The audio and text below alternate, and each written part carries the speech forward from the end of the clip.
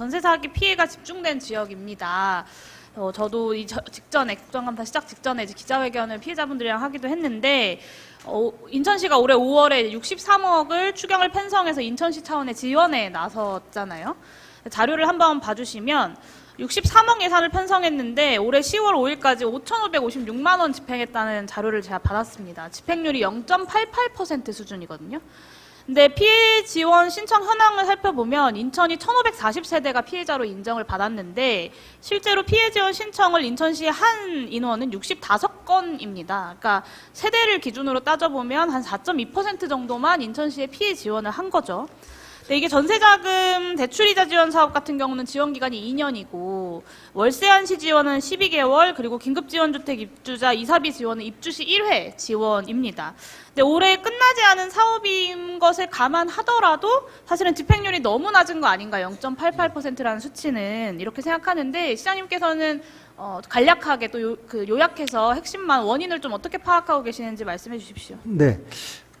전세 사기 피해 상황이 발생하고 인천시에서 선제적으로 이분들에 대한 지원책을 마련한 거는 알고 계시지 않습니까? 그래서 그렇게 했는데 실질적으로 정부에서 경매, 공매, 중지, 조치 등 정부의 대책이 나오면서 실질적으로 살고 있는 집을 떠나서 새로운 전세를 찾아간다든가 이런 부분들이 발생되는 비율이 적었던 겁니다. 그러다 보니까 당연히 새로운 전세 구입에 따른 대출이자 예산이 집행이 되지 않고 이사비가 집행이 안 되고 그래서 생각보다 아주 굉장히 적게 집행이 되고 있는 현실이 발생된 겁니다. 네, 국회에서 통과시킨 법이 한계가 있기 때문에 그렇다라는 그리고 중앙정부의 의지가 좀 약하다라는 점은 저도 알고 있는데요. 그럼에도 불구하고 이렇게까지 집행률이 낮은 것에는 인천시가 좀 실질적인 지원을 이루어지도록 적극적으로 노력하지 않은 것이다라는 책임도 저는 있다고 생각합니다. 제가 나중에 대안을 제시드릴 테니까 좀 검토를 해주세요. 그 전에 다른 질문 하나 드릴 텐데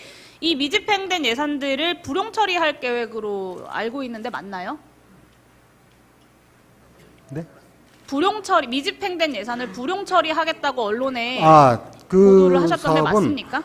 지금 이 재정 운영이라고 하는 그러니까 것은 불용 처리하실 예정인 것이 맞습니까? 일부는 사업 예산을 세우고 일부는 불용 처리가 불가피합니다. 왜냐하면은 현실적인 상황을 봐야 되기 때문에. 네, 여쭤보는 것을 질문을 답해 주시면 좋겠는데요.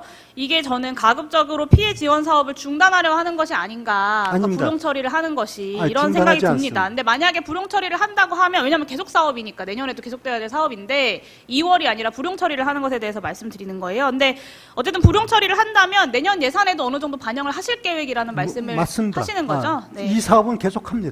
네, 계속 좀 진행되어야 될 것 같습니다. 그리고 또 대상도 많이 확대되어야 될 것 같은데요. 제가 오늘 오전에 아침에 이제 피해자분들 만났는데 그 경기도 조례 이야기를 하시면서 좀 많이 박탈감을 느끼시는 분들이 계시더라고요. 뭐 약간 서운하다라는 말씀을 하시는 분들도 계셨는데 7월에 전세 사기 피해 지원 조례안 경기도가 만든 거 알고 계시죠?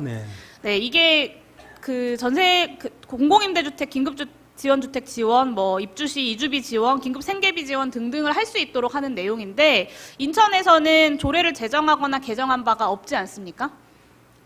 이 조례는 실질적으로 있습니까? 인천과 없습니까? 주거 기본 조례가 있습니다. 시장님이 전세 사기 피해 지원을 위해서 조례를 제정한 바가 없다는 말씀이신 거죠? 아니, 그러니까 인천에서는 기본 조례가 있습니다. 네, 그건 전세 사기 피해 지원을 다만 위한 그 조례는 조례를 운용하는 데 있어서 시행 지침을 지해서 좀 더 정교하게 만드는 것이 필요합니다. 위원장님 좀 제가 질문을 할 수 있게 우리 시장님께서는 우리 위원님 질의가 다 끝난 후에 답을 여쭤보는 해주십시오. 것에 답변을 하시지 않으면서 이렇게 막무가내로 말씀을 하시면 제가 질문을 할 수가 없습니다. 말씀하십시오.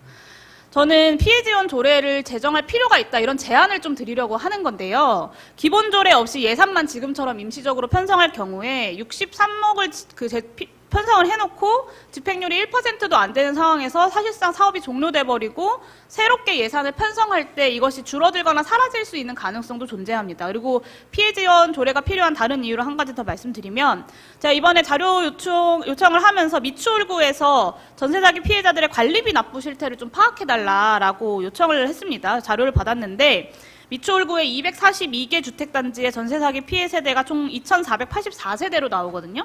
근데 관리업체 존재 여부와 관리비 미납 실태에 대한 답변이 모두 신고 의무 없음, 자료 부존재 이렇게 되어 있습니다. 근데 사실 전세 사기 피해자분들의 사는 주택의 관리 실태가 지금 현재 엉망이거든요. 그러니까 관리비 납부가 안 되거나 관리업체가 부재하기 때문에 뭐 예를 들면 상하수도가 문제가 생기거나 아니면 물이 새거나 이런 상황들이 많은데 인천시도 구청도 사실 이 문제에 있어서는 좀 손을 놓고 있는 상황인 것 같습니다. 그래서 이 조례 그 인천시에서 피해 지원 기본 조례를 제정을 하면 구청에서도 관련 조례를 제정하거나 해서 관리비 지원도 할 수 있지 않을까라는 좀 말씀을 드리고 싶은 거예요. 전세자금 대출이자 지원도 마찬가지인데요. 중앙정부가 설정한 소득 기준에 지금 맞춰져 있잖아요. 근데 이거를 인천시가 자체 지원 조례를 만들면 이 조례에 근거해서 중앙정부의 소득 기준이랑 별도의 소득 기준을 금고은행이랑 협상해서 설정을 하고 지원 범위도 더 확대해서 더 많은 인천의 전세 사기 피해자들이 혜택을 볼 수 있을 것이다라는 말씀을 드리는 겁니다. 이게 전세 사기 문제가 사실 이제 올해가 끝나면 어느 정도 마무리되는 그런 문제가 아니잖아요. 심지어는 지금 전국적으로 더 확산되고 있는 상황인데 이 피해자 지원 조례를 제정해야 된다는 제안에 대해서 좀 답변을 해주시면 좋겠습니다. 네.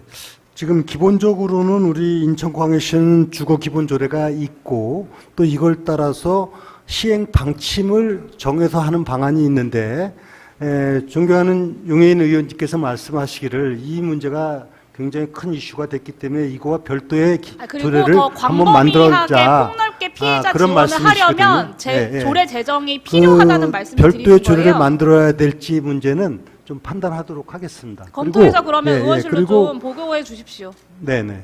네, 필요성을 필요성 검토를 여부에선 하셔서 판단하겠습니다. 제가 지원 드리는 건 대책을 지금도 할 수 있죠. 그 조례가 네. 있으니까. 하지만 피해자 지원의 범위를 지금보다 더 폭넓게 하기 위해서는 이런 노력들을 적극적으로 강구해. 네. 네, 말씀하시는 취지를 잘 알겠습니다. 예, 예. 네. 네, 수고하셨습니다. 다음